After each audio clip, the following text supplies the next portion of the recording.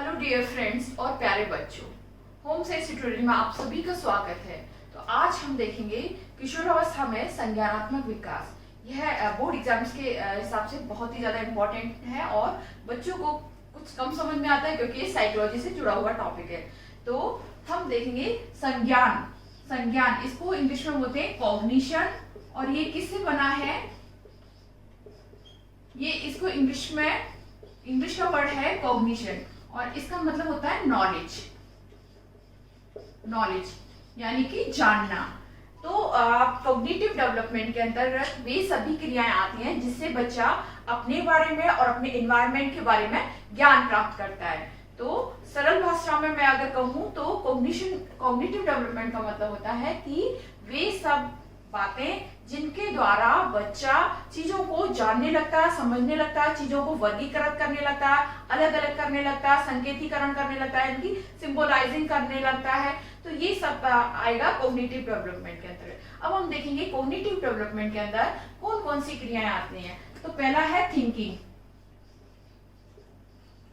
Thinking का अर्थ होता है चिंतन करना। दूसरी होती है एनालिसिस। एनालिसिस का मतलब होता है चीजों का विश्लेषण करना। प्रॉब्लम सॉल्विंग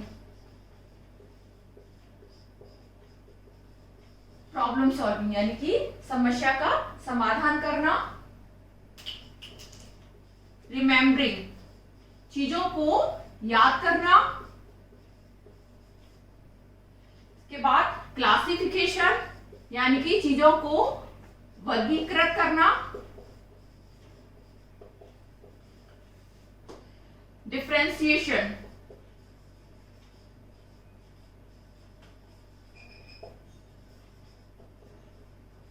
यानी कि विभेदन करना। तो ये सारी जो क्रियाएं हैं ये आती हैं कॉग्निटिव डेवलपमेंट के अंतर्गत। यानी कि कॉग्निटिव डेवलपमेंट के अंदर आता है कि बच्चे जो चिंतन करते हैं, चीजों को एनालिसिस करते हैं, विश्लेषण करते हैं, अपनी समस्याओं का समाधान करते हैं, सृजन शक्ति जो करते हैं, नई चीजों का क्रिएशन करते हैं, ये सभी आता है कॉग्निटिव डेवलपमेंट के अंतर्गत। अब हम हमारे कोर्स में है कि अलग अलग स्टेजेस में कॉग्निटिव डेवलपमेंट किस प्रकार से होता है। तो हम स्टार्ट करते हैं फर्स्ट स्टेज से। ये होती है संवेदी गामक अवस्था और ये होती है जन्म से लेकर 2 वर्ष तक की अवस्था।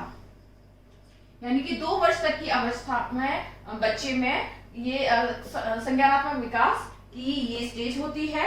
और संवेदी गामक अवस्था में बच्चा अपनी सेंसरी ऑर्गन्स यानी कि जो उसकी सेंसरी ऑर्गन्स हैं जैसे कि आंख, नाक, कान, त्वचा और जीभ है ना, ज्ञानेंद्रिय इनको हम बोलते हैं। तो इनकी सहायता से अपने वातावरण के बारे में देखकर, सूंघकर, सुनकर के अपने वातावरण के बारे में ज्ञान प्राप्त करता है। ठीक है, जैसे कि बच्चा है, अगर कहीं भी गर्म पानी से भरा हुआ एक मग रखा है, बच्चा उसके पास जाता है, उसको टच करता है तो उसको गर्म का एहसास होता है।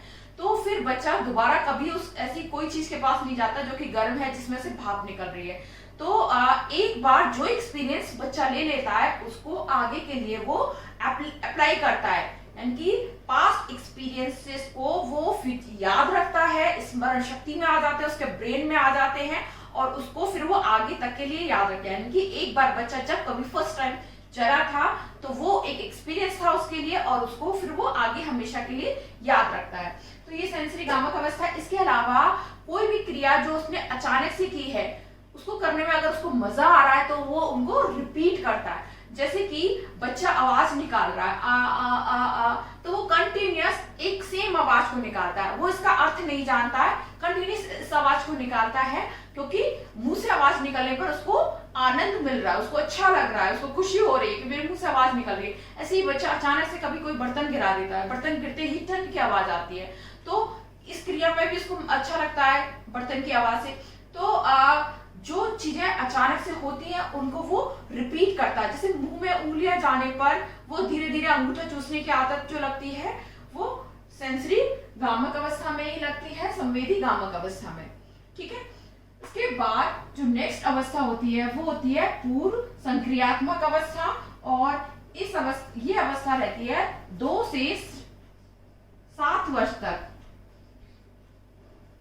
7 ईयर। इस अवस्था में बच्चे पहले की जो सूचनाएं उन्होंने कलेक्ट की थी, ग्रहण की थी, उनका तो प्रेजेंटेशन करते ही हैं, साथ ही साथ नई नई सूचनाओं का संग्रह करते जाते हैं और चीजों को, क्रियाओं को अपने वस्तुओं से जोड़ लेते हैं। जैसे कि अगर किसी बच्चे के पापा जूते पहन कर बाहर निकलते हैं तो वो समझ जाता है कि मेरे पापा घर से बाहर जा रहे हैं।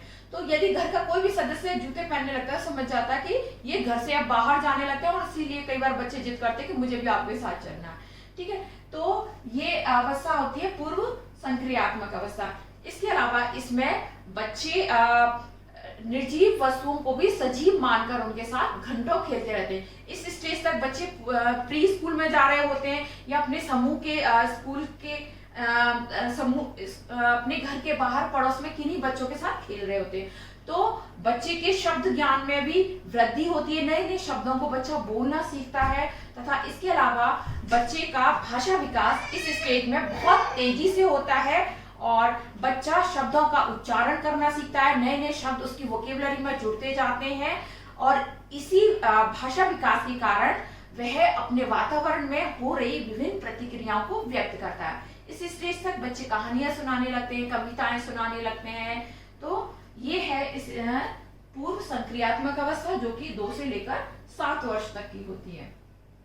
इसके बाद मूल संक्रियात्मक अवस्था आती है, जो कि होती है 7 से 11 वर्ष।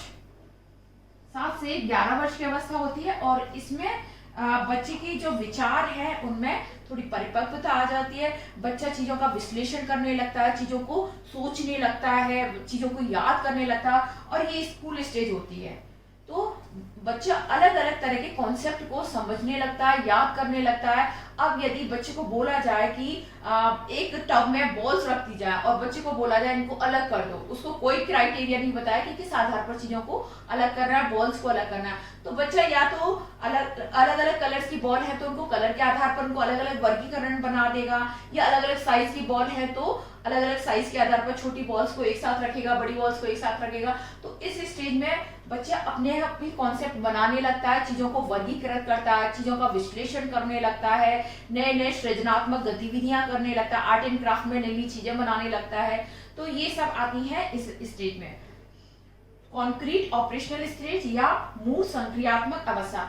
अच्छा, इस अवस्था की खास बात ये होती है कि इस अवस्था में बच्चे बहुत ही खोजी और जिज्ञासु प्रवृत्ति के होते हैं, यानी कि हर चीजों के बारे में कोई भी चीज वो देखते हैं तो ये क्या है, क्यों हुआ, ये कैसे हुआ, अब क्या होने वाला, इस तरह के बहुत सारे प्रश्न उनके दिमाग में आते हैं। तो टीचरों को और पेरेंट्स को उनकी जिज्ञासाओं को शांत करना चाहिए। यदि उनकी जिज्ञासाएं शांत नहीं होती हैं तो बच्चा एकदम इंट्रोवर्ट किस्म का बन जाता है, चुप रहने लगता है, यदि उसके माता पिता उसको झिड़क देते हैं।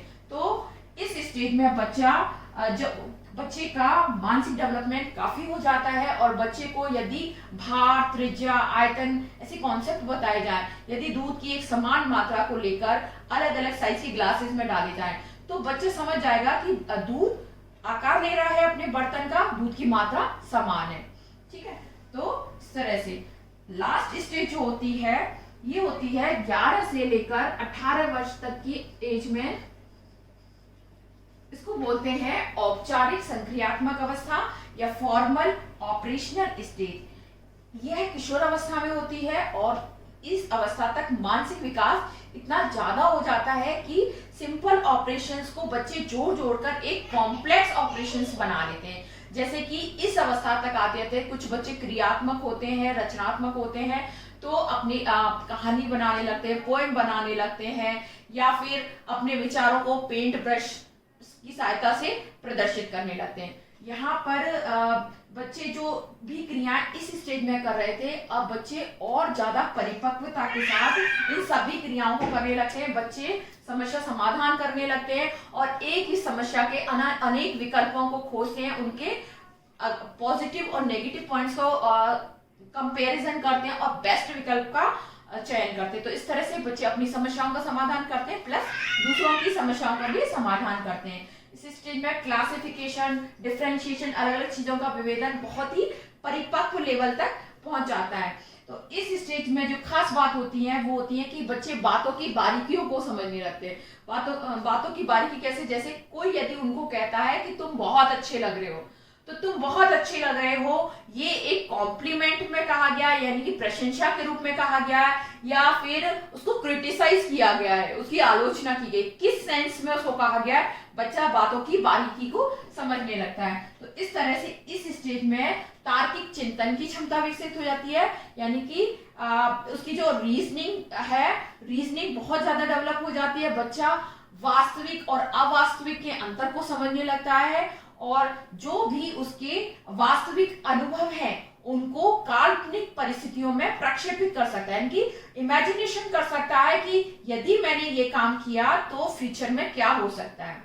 और इसके अलावा जो इम्पोर्टेंट है वो अपनी परिकल्पनाओं का निर्माण करने लगता है, यानी कि किसी भी समस्या को सरल तरीके से सॉल्व करने की कोशिश करता है, और यदि समस्या सरल तरीके से सॉल्व नहीं होती है तो वो जटिल तरीके से उसको सॉल्व करता है। तो इस तरह से सरल और जटिल के अंतर को वो समझने लगता है और अपनी परिकल्पना या हाइपोथेसिस का निर्माण करता है। किशोरावस्था में बच्चे अपने बड़ों के साथ सबॉर्डिनेट बनकर काम करना पसंद नहीं करते, वो हेड बनकर काम करना पसंद करते। पेरेंट्स के साथ उनका आलोचनात्मक व्यवहार होता है, पेरेंट्स के वो आलोचना करते हैं और इसी कारण से वो अपने पेरेंट्स को डिसओबे भी करते हैं। तो इस तरह से हमने अलग अलग अवस्थाओं में संज्ञानात्मक विकास को देखा। यदि आपको ये वीडियो समझ में आया है, आपको पसंद आया है, आप इसको लाइक करें, सब्सक्राइब करें। धन्यवाद।